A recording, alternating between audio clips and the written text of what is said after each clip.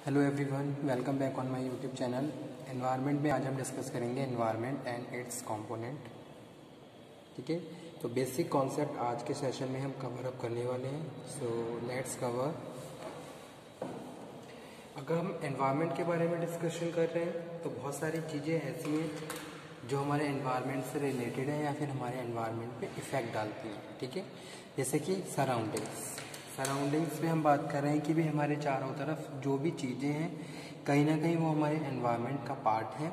चाहे हम physical thing की बात करें, चाहे हम बायोलॉजिकल सिस्टम की बात करें, चाहे हम किसी अदर सिस्टम की बात करें, कहीं ना कहीं ये सारी चीज़ें हमारे एनवायरनमेंट को इन्फ्लुएंस करती हैं, उसके ऊपर एक एडवर्स इफेक्ट डालती हैं और हमारे लिए इम्पॉर्टेंट रोल प्ले करती हैं। So about the environment, it is defined as the whole physical and biological system surrounding man and other organisms along with the various factor influencing them।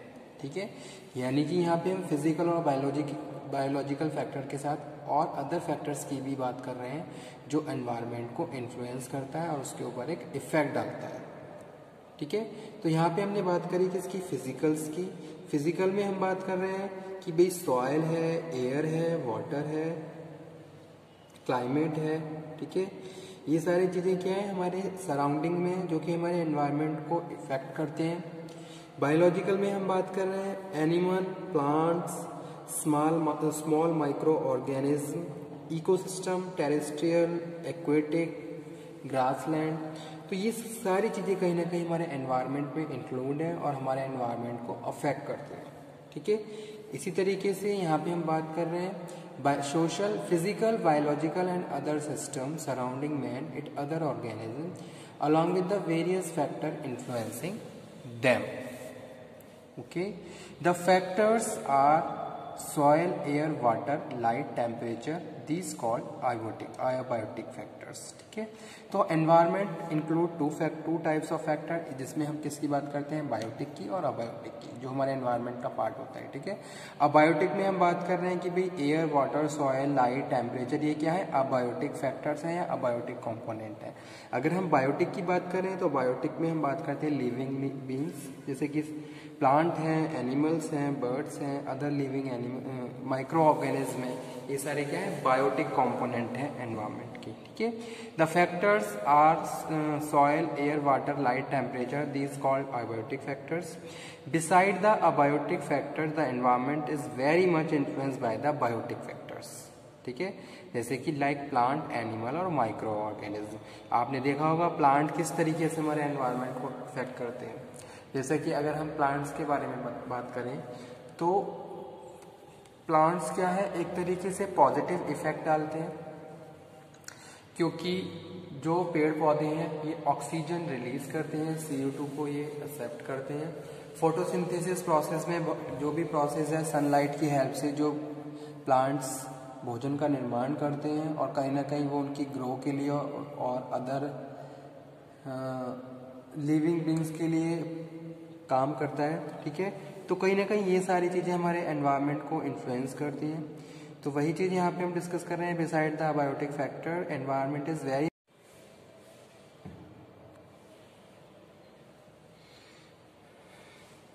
So man and environment have very close relationship with each other. Environment में हम लोग रह रहे हैं, जिस atmosphere में हम लोग, हमारे पास आसपास जो भी एटमॉस्फेयर है कहीं ना कहीं उसका एडवर्स इफेक्ट हमारे जो भी डे टू डे एक्टिविटीज़ हैं उनका रिजल्ट ही रहता है। ठीक है, social life of man affected by the environment, this is the reason various types of social and cultural activities around the world.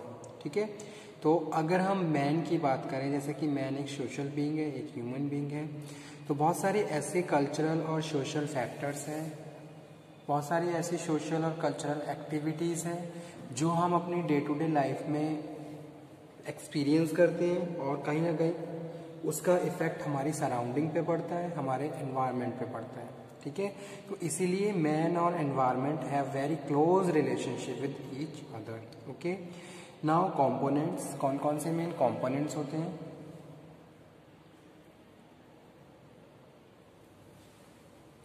Components में यहाँ पे हम बात कर रहे हैं फिजिकल कंपोनेंट्स, बायोलॉजिकल कंपोनेंट्स और social components.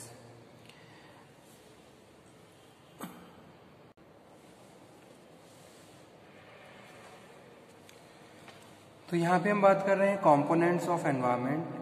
Components of environment categorise in 3 parts. First one है physical. Physical component include soil, air, climate, ठीक है, टेम्परेचर, लाइट एट्सेट्रा। ये सारे क्या है, फिजिकल कंपोनेंट हैं। जैसे कि हम बात करते हैं जो भी ये फिजिकल कंपोनेंट है, इसमें जो भी हैबिटेट है, ठीक है, या फिर जो लिविंग कंडीशंस हैं ह्यूमन बीइंग की या फिर अदर एनिमल्स की, बर्ड्स की, वो सारे क्या है, फिजिकल कंपोनेंट में आते हैं। उसके बाद यहाँ पे हम डिस्कस कर रहे हैं जैसे कि एटमॉस्फेयर, जैसे कि गैस, हाइड्रो, यहाँ लिक्विड्स की बात करें तो वो हाइड्रोस्फीयर में आते हैं, गैसेस की बात करें तो वो एटमॉस्फेयर में आते हैं, और सॉलिड की बात करें तो ये लिथोस्फीयर्स में आते हैं, ठीक है। तो ये सारे क्या है, फिजिकल कंपोनेंट हैं हमारे एनवायरनमेंट के। उसके बाद सेकंड जो कंपोनेंट है वो है बायोलॉजिकल। बायोलॉजिकल कंपोनेंट में हम लिविंग बींग्स की बात कर रहे हैं, जैसे कि एनिमल्स हैं, प्लांट्स हैं, स्मॉल माइक्रो ऑर्गेनिज्म हैं, ठीक है। अब ये सारे क्या हैं, बायोलॉजिकल कंपोनेंट्स हैं जो हमारे एनवायरनमेंट को इम्पॉर्टेंट रोल प्ले करते हैं, ठीक है। अब एक अलग अलग तरीके का इकोसिस्टम, और वहाँ बहुत सारे लिविंग बीइंग प्रोड्यूस होते हैं, बहुत सारे माइक्रो ऑर्गेनिज्म, यानी कि वहाँ पे बहुत सारी स्पीशीज हैं और उनकी पॉपुलेशन बनती है, ठीक है। जैसे कि लैंड इकोसिस्टम है, टेरेस्ट्रियल इकोसिस्टम है, या फिर एक्वेटिक इकोसिस्टम है, ग्रास लैंड इकोसिस्टम है। तो वहाँ पे जो भी एटमॉस्फेयर है और जो भी एनवायरनमेंट वहाँ पे है, उसका इफेक्ट उस इकोसिस्टम पे पड़ता है, और उसी हिसाब से वहाँ पे ये सब चीज़ें ग्रो होती हैं। जैसे आपने देखा होगा अगर कोई बहुत घनी आबादी वाला जंगल है जहाँ बहुत सारे पेड़ पौधे हैं, यानी कि प्रॉपर वहाँ पे वेजिटेशन है, ठीक है, तो वहाँ पे आपने देखा होगा वहाँ पे आपको नंबर ऑफ स्पीशीज मिल जाएंगी, अलग अलग पॉपुलेशंस मिल जाएंगी, बहुत सारे लिविंग बीइंग्स मिल जाएंगे। माइक्रो ऑर्गेनिज्म की बात करें, ठीक है, तो वहाँ पे क्या है, बायोलॉजिकल डाइवर्सिटी बहुत ज़्यादा होगी, ठीक है।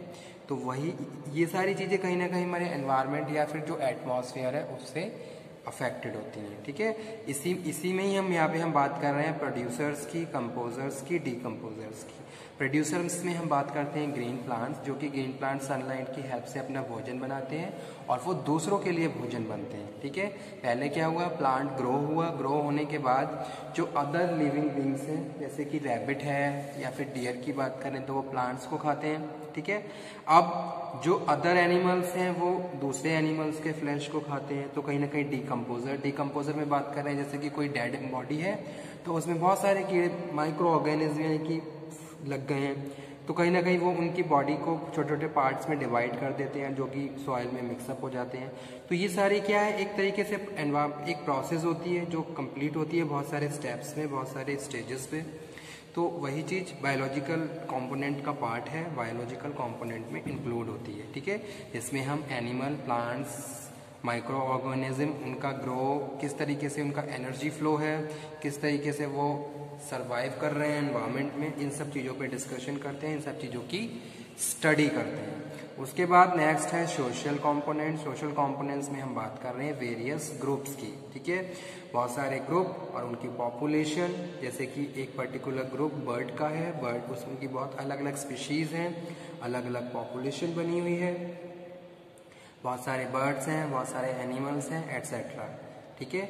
जैसे कि अगर हम बात करें सोशल कंपोनेंट की, तो यहाँ पे हम बात कर रहे हैं किसकी, बायोडाइवर्सिटी इन द डिफरेंट। जैसे कि अगर हम बर्ड्स की बात करें तो बहुत सारी बायोडाइवर्सिटी वहाँ पे आपको देखने, यानी कि वैरायटीज ऑफ लाइफ आपको देखने को मिल जाएगी, बर्ड्स की, एनिमल्स की, माइक्रो ऑर्गेनिज्म की, ठीक है। अब जिसको हम 3 पार्ट्स में कैटेगराइज करते हैं, जैसे कि जेनेटिक डाइवर्सिटी। अगर हम ह्यूमन बींग्स की बात करें तो उनमें बहुत सारे वेरिएशन देखने को मिलते हैं। एक अलग एरिया में बहुत सारे लोग सर्वाइव करते हैं जहाँ वो हर तरीके से अलग अलग होते हैं, कहीं ना कहीं जेनेटिक फैक्टर्स जिसकी वजह से डिस्क्रिमिनेशन देखने को मिलता है और इतना डिफरेंस देखने को मिलता है, ठीक है। इसी तरीके से क्या होता है, स्पीशीज डाइवर्सिटी होती है,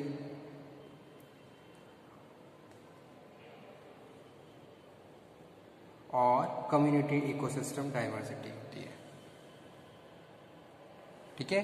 तो ये सारे क्या है, इंपॉर्टेंट पार्ट हैं, इंपॉर्टेंट कंपोनेंट है हमारे एनवायरनमेंट के, जो कि आज का टॉपिक हमारा यही था। बेसिक हमने कवर अप किया environment and its component. Environment में हमने डिस्कस किया environment is defined as the whole physical, biological और social factor surrounding a man. एक आदमी के चारों तरफ जो भी फिजिकल है, जो भी बायोलॉजिकल सिस्टम है, जो भी सोशल सिस्टम है, कहीं ना कहीं वो हमारे एनवायरनमेंट का पार्ट है, उसको हम एनवायरनमेंट ही बोलते हैं। ठीक है, तो environment is defined as the whole physical and biological system surrounding man and other organism along with various factors influencing them. ठीक है, और उसके बाद वो अदर फैक्टर भी जो उसको इन्फ्लुएंस करते हैं, that is also part of environment.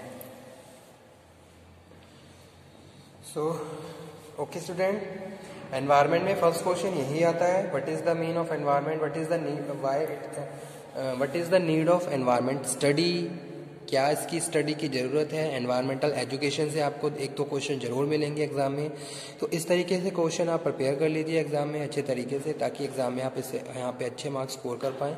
ठीक है, क्या एनवायरनमेंट है, इसके कौन कौन से कंपोनेंट्स होते हैं, एनवायरनमेंट एजुकेशन का क्या स्कोप है, किस तरीके से आज के टाइम में हम लोगों को अवेयर कर रहे हैं regarding the basic terms of environment. ठीक है, या फिर सोशल इंडस्ट्रियल फैक्टर की बात करें तो वहाँ पे किस तरीके से एनवायरनमेंट के लिए कॉन्शियसनेस बढ़ी और बहुत सारे प्रोविजंस बनाए गए और उनको इम्पोज किया गया इंडस्ट्रीज़ में, ताकि एनवायरमेंटल इश्यूज से अवेयर हो सके और लोगों को भी अवेयर कर सके। ठीक है, तो okay student, thank you very much. आज के सेशन को मैं यहीं पे फिनिश करता हूँ, नेक्स्ट सेशन में फिर नेक्स्ट टॉपिक डिस्कस करूँगा। Thank you.